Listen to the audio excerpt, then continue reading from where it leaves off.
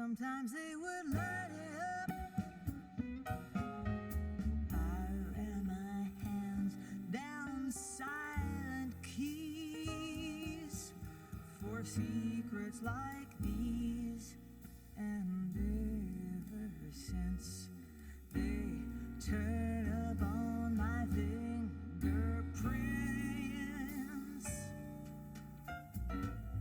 Accessory after the fact, I walked back in where I started. The bar plays the sports news to drown out the old ghost that I knew. Oh, well, I've changed my address, and as I departed, I only took what I needed. I guess I've changed my address.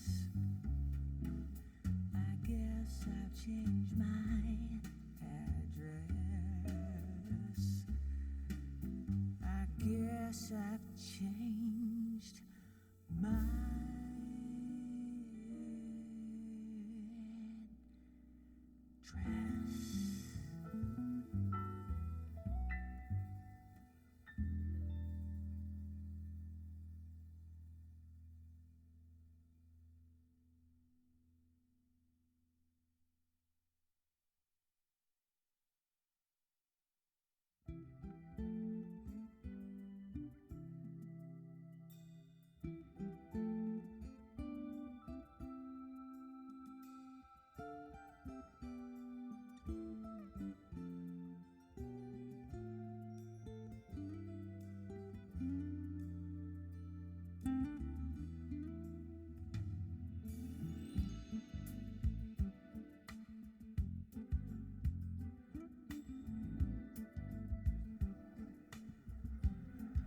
Good afternoon, ladies and gentlemen. Our afternoon general session will begin in just a few moments. If you please come in, gather in, grab a seat. Once again, we'll begin in just a few moments. Thank you.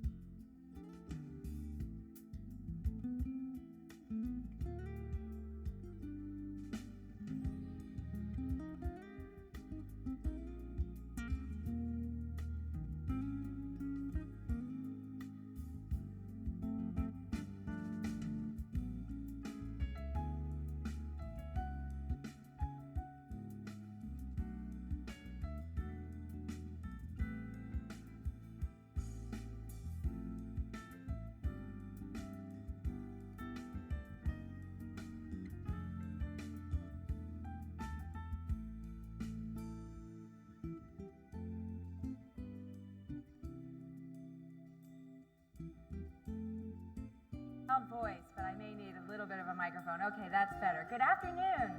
Welcome to Nashville. All right, good. We should always start in the afternoon. Lots of energy. I'm so pleased that you're all here with us for the 44th annual RAA convention. We're so pleased to be back in our beloved Nashville. This is always one of the top spots when we survey attendees. Where do you want to go? And they always say, take us to Nashville. So here we are in Nashville. It's a perfect city for us. So I hope you'll enjoy all of the events that we have planned, both those official events and the cocktails at the bars and so on. So I know we're an industry of friends, and there's so much friendship that takes place here. As an industry of friends, we want to reflect for a moment on Hurricane Dorian and those who have been and are in harm's way. And our thoughts go out to all, and our support goes out to all who are impacted or dealing with the hurricane. So I know that they are all on our minds. Before we get started, I want to highlight a couple of things. So if you haven't done it already, please take a moment to download the RAA app. You'll find lots of information about the schedule, the events. You can make contacts. You can even set up meetings there. It's a nice tool that'll help you get more out of the show, and there's a floor map, as you can see as well. And then I want to take a minute to congratulate our scholarship winners. This is something that we're so proud of at RAA. It's no secret that one of our top objectives is workforce development. And these scholarship recipients, we had about 190 applications this year, and I read through a great number of them, and they're just incredibly bright individuals. We were so pleased that this year we could offer the scholarship to 5, up from last year's 4. And the winners are Brianna Newman from Embry-Riddle, Leonia Hunt from FIT, Blake Morton from Baylor, Christopher Oz from Embry-Riddle, and Anastasia Mesmore, University of Central Missouri. So please join me in congratulating our scholarship recipients. I bet you want to know how you can do your part to help them. And we have a silent auction where you can do just that. This year we have over 50 items and well over. That's what we had at press time. I know we get donations on site, and our silent auction team works very hard to get them all accounted for. But as of last week, they were retailing over $15,000 in value. So there are some incredible deals there. But of course, in buying these things, you also do your part, because 100% of the proceeds there go to fund our scholarships so that we can make more awards next year. So thank you very much to all of the donors. There were a good problem to have. There were just too many to list this year. I could give you an eye chart to look at, but instead of that, we're going to list them on our website and through our publications throughout the balance of the year. So thank you very much to all who donated. One change from the slide I want to make a note of: we're going to close the auction at 2 p.m. tomorrow. So get your bids in early, and feel free to stand around at 2 o'clock and outbid one another. And then that winner will be announced a little bit later during the day tomorrow. Before we go on, I want to take a moment to really thank all of our sponsors. Each and every one of you, you're why we're here. We could not do this without you. You are the keystone of the industry, and your support has been invaluable to us. It not only fuels this convention and the meeting of us friends, but all that we do all year is partially funded by this convention, and it's really important. So please join me in thanking our sponsors this year.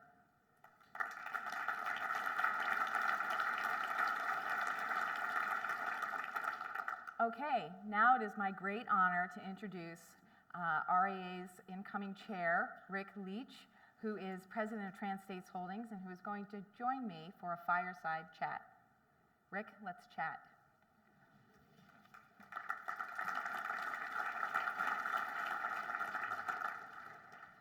All right. We're going to proceed over to the comfy chairs here. So Faye, where is the fire? I thought we'd be doing s'mores, the whole room. I was told that there would be fire. A smoking jacket with a pipe. But it turns out that is a fire code hazard violation. Yeah, we tried it out, but they said no. No problem. Can you believe that? Next year we'll have fire. Well, you know, we've spent a lot of time over the last decade talking about the pilot shortage. So let's start it there. But I think let's take a different approach. What has changed? What are we seeing developing? We talked about it a lot today at our board meeting, but we come back to the convention year after year. And so what's the status? What are you seeing? Well, I think the industry has been very active in responding to the challenge. I mean, I think there's a lot that can be done from the regulatory perspective and within the bounds of the law, but when we're just looking at what we control, what we try to do, the industry, I think, has stepped up in so many ways. I mean, not just trying to fill what we need today, but trying to increase the pipeline. Increasing the pipeline through further outreach, through diversity programs, through cadet programs, working with university programs. You know, we're reaching out in ways that we've never done before. And it's essential, though, for us to achieve the objective. And we are seeing a material impact and effects from all those efforts. And it obviously comes as a great expense and a great cost, but I think the industry overall has embraced that. This is what we need to do. We need to make sure that we fill our cockpit with quality aviators. We've seen amazing enhancements in our training program to make sure that we have this stronger and even tighter and even more challenging training programs, again, to ensure that we have the right and most qualified people in those cockpits. And so I think as an industry, we respond greatly. We've got to continue that outreach. I think we've got to find a way as an industry, not just airlines, but all of those who support our industry, to help us get the word out that the industry is alive and well, and there are great opportunities of being a pilot. Not just being a pilot, but being a mechanic. The maintenance side of this is, we don't talk about it as much. Maybe it's not as glamorous to talk about, but it is equally important and equally as scary if we don't find ways of increasing interest. We had a panel on that today at the President's Luncheon, which I thought was great. But it really is a call to arms to all of us that are in this industry, members of this industry, to continue to take active roles, and not passive roles, but active roles in reaching out, in stimulating and helping plant those seeds in future aviators and the younger generations that can see that there is a path and an exciting opportunity that awaits them in this career and in this industry. Right. I call to arms. I like that. Yeah. And I think we've seen that, as you indicated, all the flow programs, the things that the industry is doing its part and some. But how about Congress? We regularly were shoulder to shoulder up there in these same meetings, and we've done it for many years now. But do you think that those efforts are working? Are we raising awareness of the shortage, and are they receptive to doing something about it? Well, I think that what we can surely say is things have changed since we first started talking about this up on Capitol Hill, from us walking in and saying, look, don't talk to me about a pilot shortage, it doesn't exist. Or, look, we had one senator once say to us, we've given you guys problems before, I don't know how to fix them, but you guys are creative, you'll figure it out. And so I think we've seen a much more active engagement.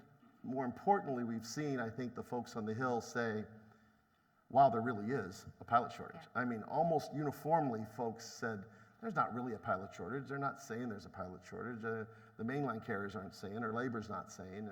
And so now I think uniformly everybody is acknowledging that a pilot shortage does exist. It is real. It's impactful. And I think that's very, very key.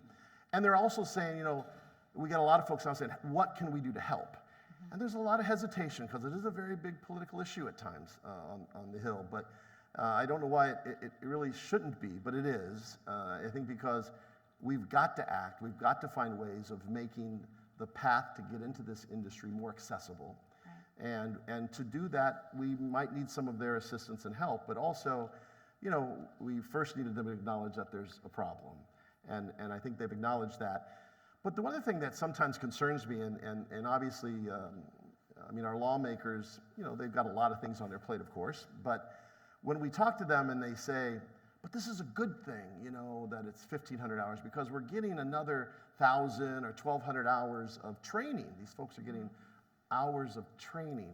And they actually believe that. And unfortunately, that's a disturbing fact that we try to set straight because, as we all know, they're not getting another 1,000 or 1,200 hours of training. And unfortunately, these folks are out there trying to find the best way they can to build their hours. And a lot of that is flying in uncontrolled airspace. And we take these folks, the young aviators, from these amazing technically advanced training programs that they graduate from, okay, the Embry-Riddles of the world and all that. And other ones, even the private institutions. We take them from these really amazing programs, and they have 400 hours or 500 hours, really quality hours. And they used to come to us and go into even a more structured, more intense, a more challenging environment to bring them up to the standards and the level to fly in the commercial sector. But today we say, go out on your own and poke holes in the sky. Go burn tens of thousands, up to $100,000 in doing that. And then come back to us and enter these programs that are very challenging that the airlines have. And we find that because of that, we realize every hour is not created equal. That because of that fact that the legislators actually believe they're getting training, what they're getting is they're, in a lot of ways, somewhat unlearning the rigid guidelines and the disciplines that they were taught and was drilled into their head, because they're flying out there just, like I said, just poking holes in the sky in many cases. Now granted, we have a lot of our aviators that are instructing and things like that, but it's still a little uncontrolled, but it's maybe a better quality hour than, just burning time. But I do think that's an important thing that we've got to make sure is clear, because what we have found, all of us, through these challenges, and it's a byproduct of this, of some of the what's been implemented with the 1,500-hour rule. And I don't think we disagree with a lot of things in the rule. They of don't course, always understand us. they don't right? understand everything we're saying, but I think the bottom line is we are seeing more failures, higher failures than we saw before, in those cases. And it's, at the end of the day, I have great faith in our airlines that make up the regional airline, and I know that they're not going to put people in that seat that aren't qualified to be there. And so that makes me sleep at night. But it's still tough. It's harder than it's ever been. But I think that it is disappointing when you're talking to the lawmakers and they aren't fully educated as to really what those hours make up, because it surely isn't training. Right. And we sometimes go up, and of course, they misunderstand. They think we want to change the law, or Right, we and want to we reduce don't. the law, and certainly Yeah. not. It is all about explaining. It's not just about getting, more pilots in the pipeline anymore. It's making sure that they have the right training and experience, and they're not assured of getting that now. So I think we have a lot more work. I agree with you We to do, on that front. but they're at least acknowledging a Yes. good percentage of that there It's a good- finally is a real problem. It is a good start, isn't It's a it? good start. We weren't there a couple of years ago. Well, I think the industry, and you spoke to this with some of the programs, the flow programs, certainly is more attractive than ever on the other side of training. But now that we've sparked all this interest, what are our kids, our young people who aspire to be a commercial airline pilot when they grow up, do they have a clear path? Because some of the things that we're working on, of course, are the funding side of it. And how big of a problem do you think that is? Well, I think it's a significant problem, because we've got this amazing opportunity in our industry, but the path to get there isn't clear, and sometimes it's a road too far to travel. Yeah. When they find out the amount of dollars they're going to invest, $100,000+ in their 4-year college career, let's say, or more in some of the schools, significantly more, and then they find out that, no, you can't go to work right away and start getting a return on that investment, but you've got to invest another $50,000, $60,000 to $100,000 to build your hours even further. I think it makes folks say that that path is too difficult, that hill's too steep to climb. And so I think we've got to find ways, and this is something I think the RAA has done a great job in trying to get awareness, and I think there's been some work done in Washington, some things passed that help with diversity and certain types of funding, but not what we need for a pilot. I mean, the cost to achieve that career of a pilot today is very, very high. It's a very high cost education, and we've got to find a way to help everybody that is desirous and capable of meeting those objectives of being an aviator achieve that goal or that dream. And right now, the way that the funding exists for loans and student loans and those kind of things, government loans that are lower interest, a little more achievable and accessible to folks, that's not available to a pilot to the degree that they need to even come close to achieving the objective. Doctors and lawyers have access to higher funding levels. And I think we've got to, in this country and in Washington, see the pilots and the pilot career today as one of those high need positions. And we've got to find a way to make it accessible. And today, that doesn't exist. There's not a clear path. Unless you are an individual of means or has a family that has great means, it becomes an elitist position almost in a way. And so we need to make sure that we are finding a way. We talk about diversity and we talk about expanding our reach. Well, if those folks that we're trying to get into and trying to entice and to plant the seed for them to want to be aviators in some shape or form, yet we can't provide them access or a path to get there clearly, then we're wasting our energy and time, and then we're only going to be focused on a very, very few. And a lot of those few more that have maybe some of them want to be pilots that have the dollars, but some of them want to do it for recreational purposes maybe too, who knows? Right. But I think that we've got to find ways of opening up and getting the funding there. It's very, very key. Yeah, and I think the problem you're describing, where the Title IV funding, there's a ceiling on student loans, and that ceiling, of course, is far below the cost of the flight training. So that's something I think we can resolve. There's a higher education bill that's due. We don't necessarily think that there will be one this year, but that's perhaps a vehicle. It's a new stakeholder for us to educate, but we can do what we did with the transportation stakeholders and explain that this is a high needs position. And funny that you mentioned doctors and lawyers, because the ROI for a pilot, we use this talking point a lot, but it's actually higher. It's actually higher. So these are good wages on the other side, but they need that access to the Title IV financial aid, or else if you don't have credit or money, you can't get in the front door. Right. So we met with Secretary Elaine Chao. Of course, she's been instrumental with the Forces to Flyers program and some other things like that. But how do you think that went, and how would you describe the administration's approach? Well, look, I was at that meeting, as a number of people in the room were at, and it was sort of refreshing, I'll be honest with you. She acknowledged there's a problem that she wants to find a way to be part of the solution. And like you said, the Forces to Flyers thing, we should applaud her for that. That's a great initiative. But at this meeting, it wasn't her just having FaceTime with us, but she had all of her key decision makers. The administrator was there, the acting administrator at the time, and other key departmental folks that are important to the kind of initiatives and kind of issues that we face in our industry. She brought the right people together and gave us the access and listened intently.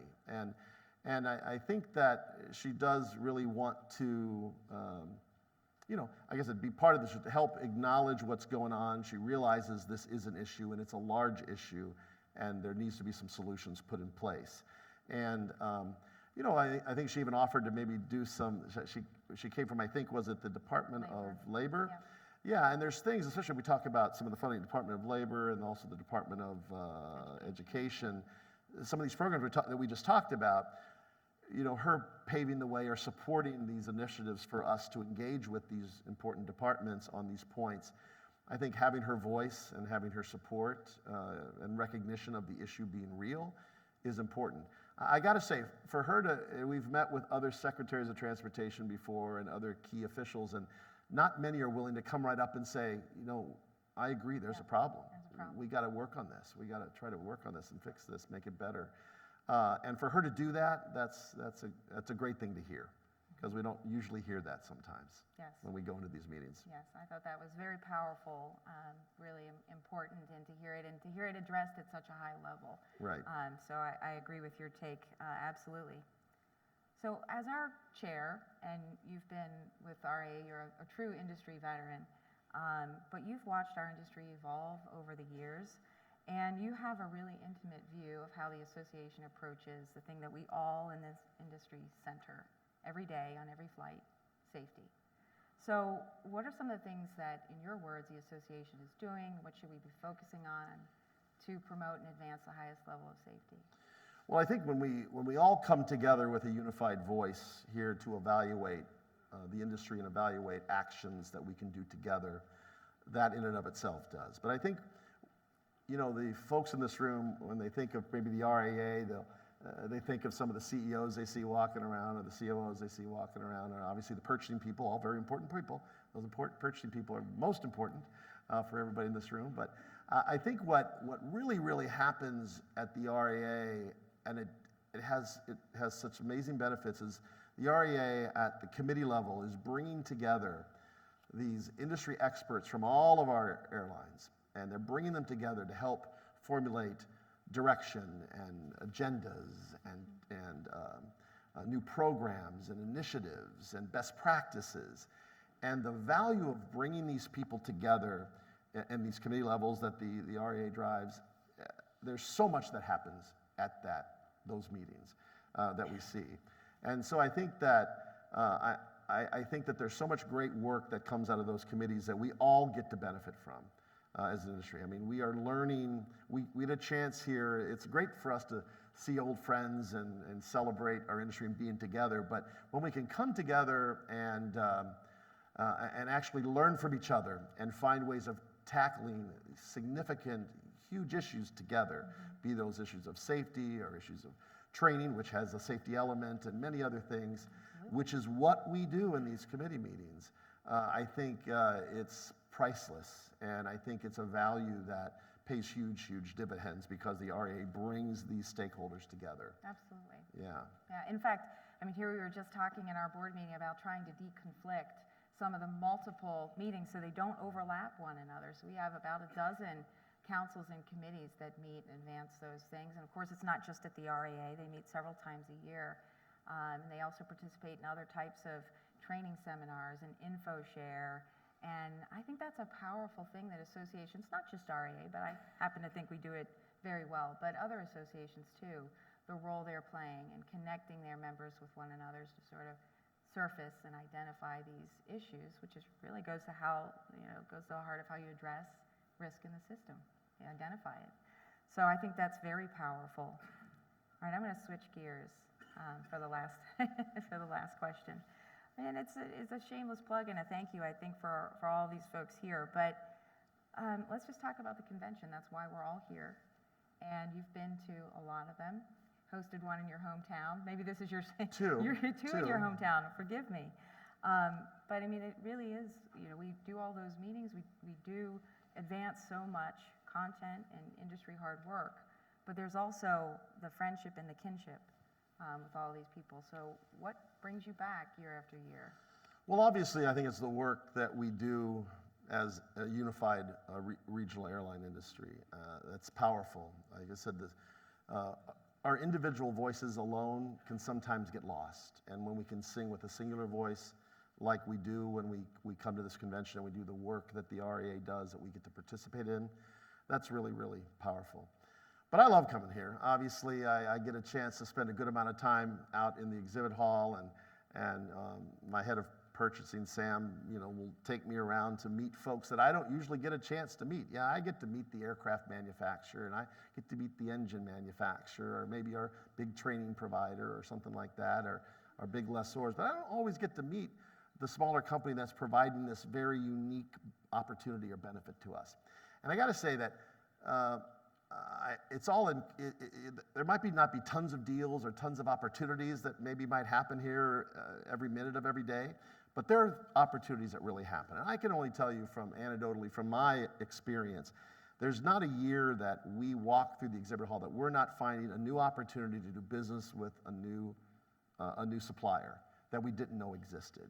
There's not a person that has a new creative and innovative way to meet a need that we have that we hadn't thought of. And so it is truly, talk about one-stop shopping. Yeah, you get to see all your friends in the industry that inspire you and that you appreciate what they do. But it's also great to be able to sit there and find new opportunities and look at the innovations that these folks bring to the table to support our industry.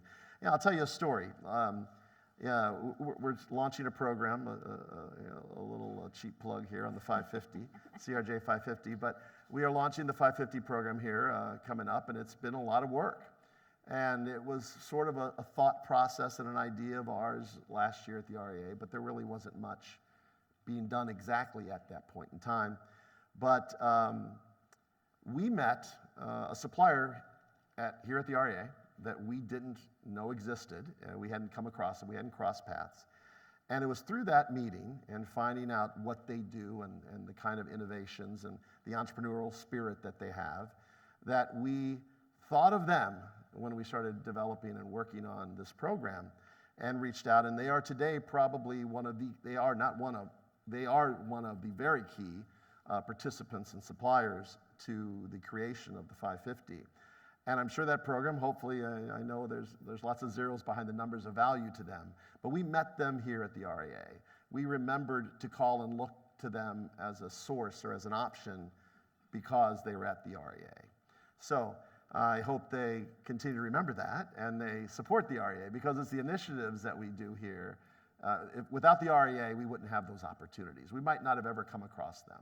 So I encourage all the airlines, obviously, and I know we do. We've got lots of folks here We are a smaller industry today than we were 30 years ago.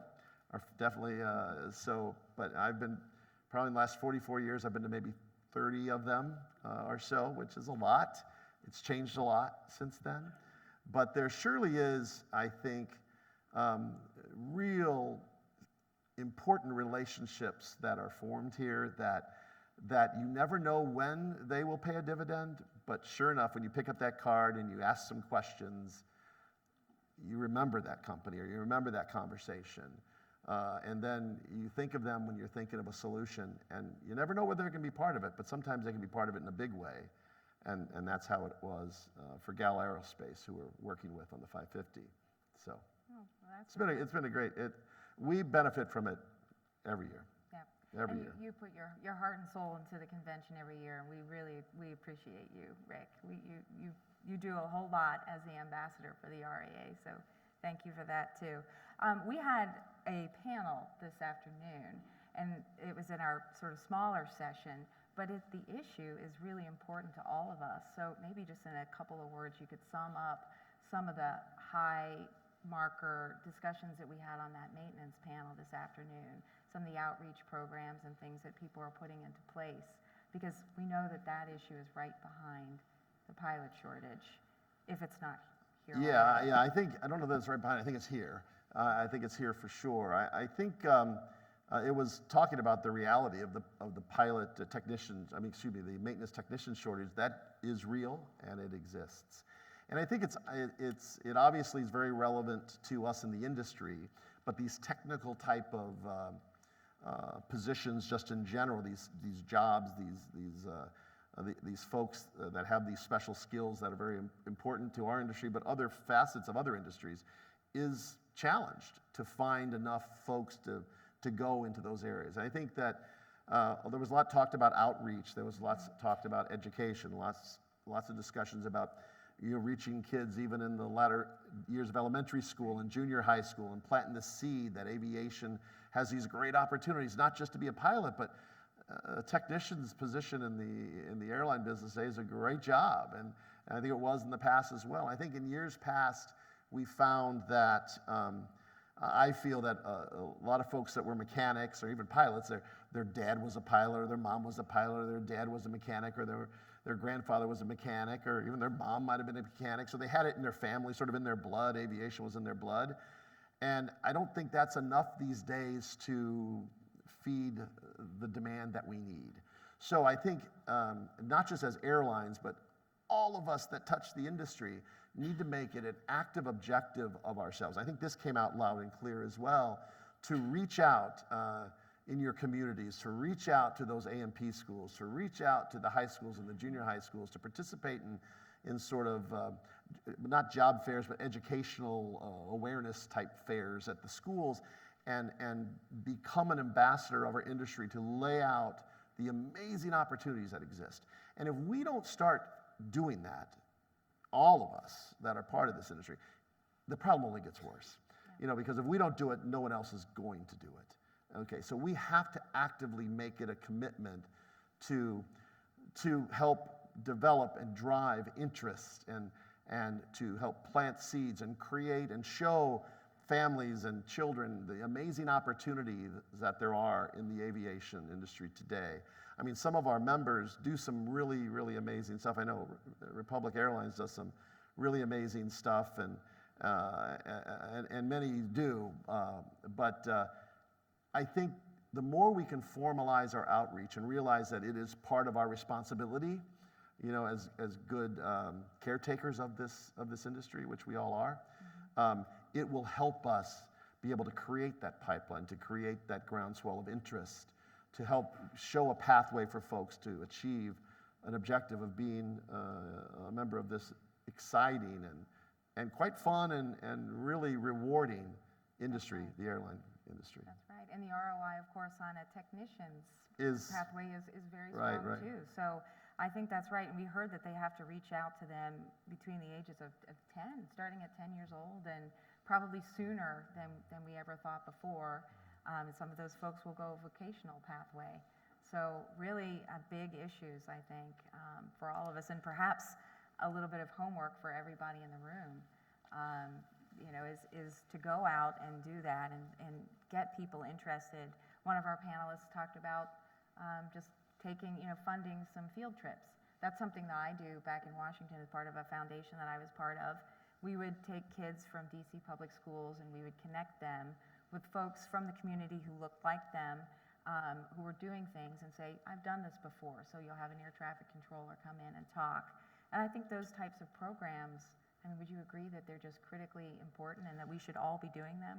Well, I think we all, it's almost our obligation to do them in some shape or form. But I love the idea where you can have like a field trip type application that's planned out to give kids an experience or a vision or a glimpse into what it could be like, or what a career in this industry is, or it could be like. But I think another point, and you hit on something, is, and it's sort of you didn't say the word, but the diversity. I think we need to be looking and finding ways to reach children and folks in junior high and high school and help them dream too, that might never have an access or an idea of thought of being involved with an airplane that's flying overhead. Right. Many have never been on an airplane.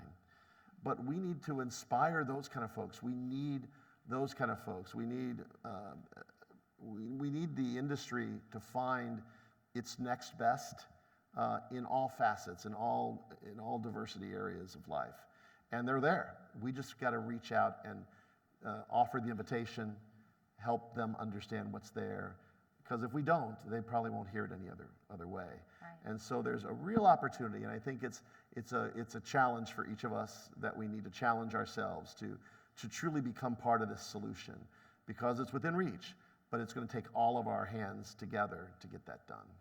Absolutely, and we heard Brian was one of our panelists, and he talked about women, for example, in going back to the piloting profession. It's about 6 or 7% nationally, but through some of the targeted outreach that they're doing, that's at 20%.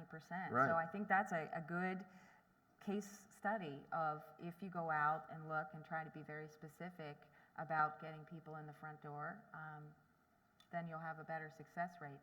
Of course, that tees us back up to talk about the funding, because we're doing a lot to spark interest in the career, but if you can't afford the training, that remains the problem. So I think our homework is just to continue to impart upon lawmakers that, whether it's through a higher education bill, or whether it's something, a public-private partnership, loan forgiveness, loan forbearance, whatever it is, we need to think creatively to make sure that once we generate this interest, folks can actually get in the front door and afford their training. Right. We need to have a healthy aviation industry in this country. We must. And to do that, it's going to take all of us.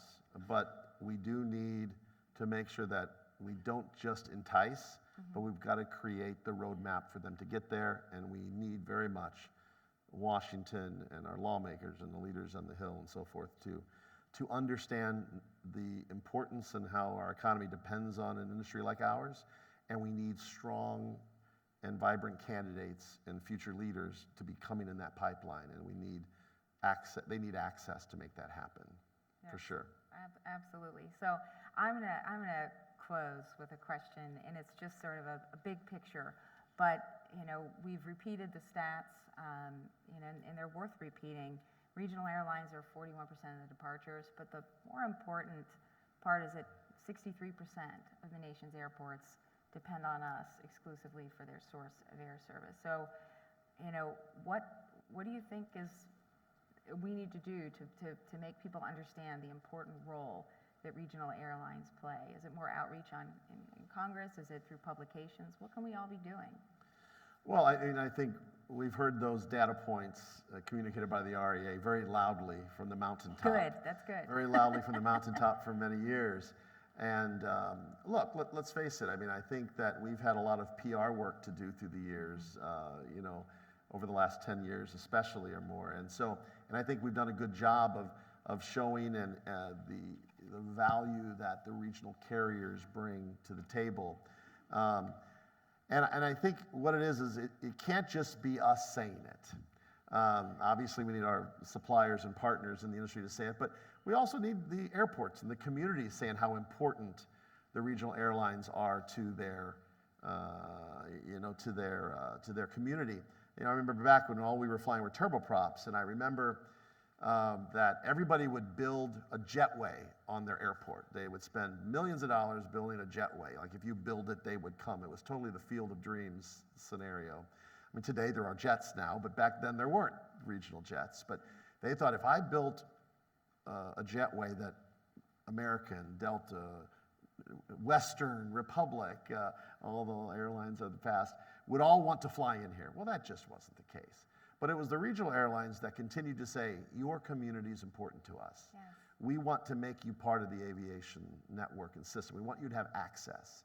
And then there were a few airports that understood that, no, hey, let's not be trying to get what we probably won't get and spend all this money. Let's invest in what's here and that supports us in such a significant way every day. And I think we've got to continue to reach out, and I know we're doing that on the pilot side and things like that, to get other stakeholders to help their voice echo with ours. But I think we've got to continue to do that as well. I mean, I think the regional, like you said, 65%, or 63%, I like 65, I always sort of exaggerate up a little bit. 63% of the 70%. Of the markets, 100%. You can quote me on that. No, please don't quote me on that. The markets are exclusively served by us, right? Is that what you're saying? Yeah. Okay, that's a big deal. It is. That's a big deal. Yeah. And I think what we've said all along, and if we aren't able to do the job we do, then those markets either get reductions in service or they lose service. Yeah. And we're, none of us in this room, in business for that to happen. Yes. We're in business to not only promote what we do already, but to build on what we do already. And so it is definitely, it takes a village. Everybody has to be part of the process. And I think we've got to continue to make sure people hear those stats because they're real and they're impactful. And we want them to support the industry now and support the initiatives and what we need to be a vibrant and strong industry. Then when we falter or when we leave the market and then they are like, oh, wow, I wish we would have known. Well, they've known, but we have to act and we have to support this industry. Yes, absolutely. And we've seen that when regionals are forced to exit a market, that market loses service. That's not backfilled. That's not being adequately upheld. So it really is critical. I mean, we are such a critical part, and we've been emphasizing that as much as we can, a core and critical part of the air system. And without us, a lot of communities would be traveling and commuting by bus to a bigger place or by car, a much less safe form of transportation. Or they would be adding overnight trips and the frequency that we add. I was able to hop on a flight, a regional flight from Nashville. My daughter started kindergarten this year. So it was not only her first day back to school, but it was her first day of school. And she said, you'll be there to hear about it when I get home, right, Mama? And I said, I sure will. And thanks to a regional airline leaving when I wanted to go, taking me where I wanted to go, I was able to do that. And if we weren't in there adding that frequency, then we might not, that may not have been able to do that. So we really are important, not just at serving those communities, but where we're adding frequency too. So I'm proud to serve this industry, and I know that you are too. And you're just one of the best ambassadors for us, and we're just thrilled and honored that you're our chair this year, and we really appreciate everything that all of you have done. So I think that's a It is. I just want to say one last thing. Yeah, Faye, I mean, I think as an industry and as an association and an organization and all of us that have been coming to this convention for 44 years or 30 years, or it's our first convention, we couldn't do this without the support of the RAA and the amazing team that you've put together and assembled, where you are our voice and our face and in Washington. You're helping to make sure our issues are heard and that we're represented. And we could never do it individually to the same degree. And while we do augment the services you provide, and we do that happily, the work that the RAA does for our industry and has done for many decades is valuable. And so we have to continue to support it so we have a strong and vibrant RAA. Because without it, we would lose that important voice and an important face and an important seat at the table. And we have that because we have representatives on the RAA that do that on our behalf, and we thank you for that, for sure. So thank you very much. Well, shucks, Rick, you'll make me blush.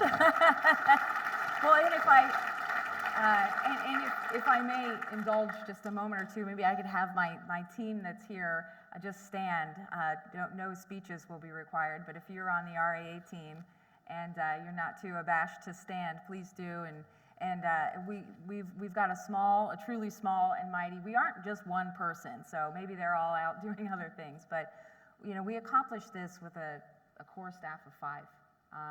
We have events and other people who support us, but it's incredible. We have an incredibly hardworking team. There's no way that I could do any of this without them behind me. So I appreciate that. Thanks, and I want to share it and give the credit where it's due, which is to my team. So.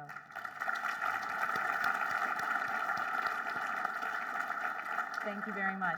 Well, Rick, this was great. We've had you so tightly scheduled all day, and this is no exception. So we haven't left a lot of time for questions today, but you will be on another panel tomorrow. You're going to get a lot of Rick this week. He's very generous with his time. No, we're very appreciative. So there'll be a chance for the audience to ask some questions of all the panelists tomorrow. So we hope that you'll join us all in the exhibit hall. And there are a lot of great opportunities there. And tonight is going to be the opening reception, and that starts at 5 o'clock, and that's a great way to meet all of our wonderful exhibitors and those of you who come and attend and participate every year and really, create the backbone of the industry. We appreciate it. And then this evening, there is the event at Luke Bryan's. It's My Kind of Night, which is a Luke Bryan song. If you ever really want to have a fun staff meeting, try and name your event after a Luke Bryan song. You could just Google them and see what those songs are. But we're going to have My Kind of Night at Luke's 32 Bridge, and that's at 7:30. So that's really cool place. And we've got a lot of wonderful content tomorrow as well. So I hope to see you all on the exhibit hall, and then tomorrow again for another wonderful general session. So thank you very much. Thank you, Faye. Thanks, guys.